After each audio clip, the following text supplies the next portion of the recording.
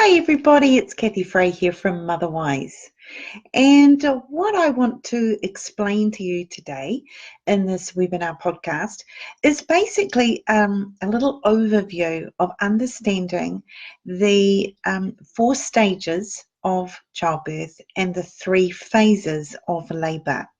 So you'll often hear midwives talk about labour and birth because they're kind of 2 separate parts. The labour is when the cervix is dilating. That's when the bottom of the womb is opening up. And then once the woman is fully dilated and that birth canal is basically formed, then she begins the birth, so the pushing phase. So that's why it's called labour and birth.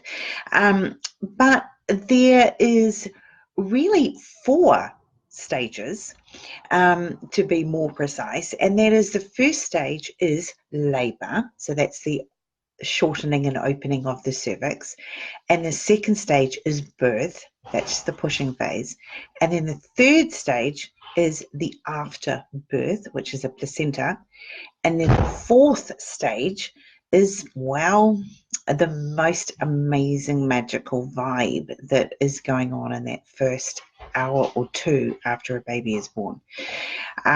So amazing, incredible moment within the atmosphere of the room. If you can imagine that it's like a bubble, and if you burst the bubble, it's gone. So it is a time that needs to be very preciously respected and looked after, so that there's not too much texting and phoning and noise and commotion. And often when a baby's born, everyone's like, yay, let's tell the world, but I would recommend that you just hold off a little bit. Just give yourself that first couple of hours to really enjoy the moment.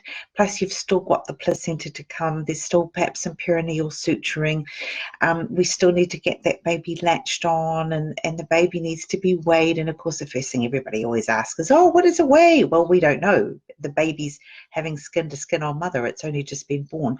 So give yourself a couple of hours. Tell those people that you really want to tell, but feel like you can hold off on telling the whole world as well. You don't have to get in there straight away. So the labour as such, which is the opening and the dilating of the cervix, that has 3 phases to it. There's the latent phase, the active phase, and the advanced active or transitional phase. Now, the latent phase can go on who knows how long for. Typically, a couple of overnights would be absolutely normal. So the first overnight of a latent labour might be something like a 10 or 20 second contraction every 8 minutes or something like that. They're not that strong. It's just starting to soften and ripen the cervix, starting to shorten it a little bit, and sometimes the woman can sort of sleep through some of it. Labour is a very nocturnal activity. That's when your hormones go higher at night. So as the then in the morning, as the sun comes up, then the contractions go down. And then the next day you tend to be just sleeping like a cat all day, snoozing away while you're not having contractions, and then that second night you'll rock on into some more latent labour contractions. That's absolutely normal, just as it should be. And often on that second night, it is harder to sleep. You've still not established into strong active labour, which is defined as having 3 to 4 contractions every 10 minutes, all over a minute long, that you can't talk through. You're not doing that yet. You might be having 30, 40, 50 second contractions that are taking your breath away a little bit. You have to sort of focus inwardly on those. They might be every 4, 5, 6, 7 minutes. But once you have had 1 or 2 hours of 3 to 4 contractions every 10 minutes, all over a minute long, that you can't talk through. Once you've done that, then you're generally established into active labour, and by that stage you're usually around sort of that around 4 centimetres or so at the beginning. And And then the advanced active stage of the labor is that last centimeter or two of dilatation when you go into what we call the transitional time, which is a really ferocious time of contractions. They are just rolling on top of each other, 90 seconds long, 4 contractions every minute, every 10 minutes or so, maybe even 5 contractions just piling on top of you.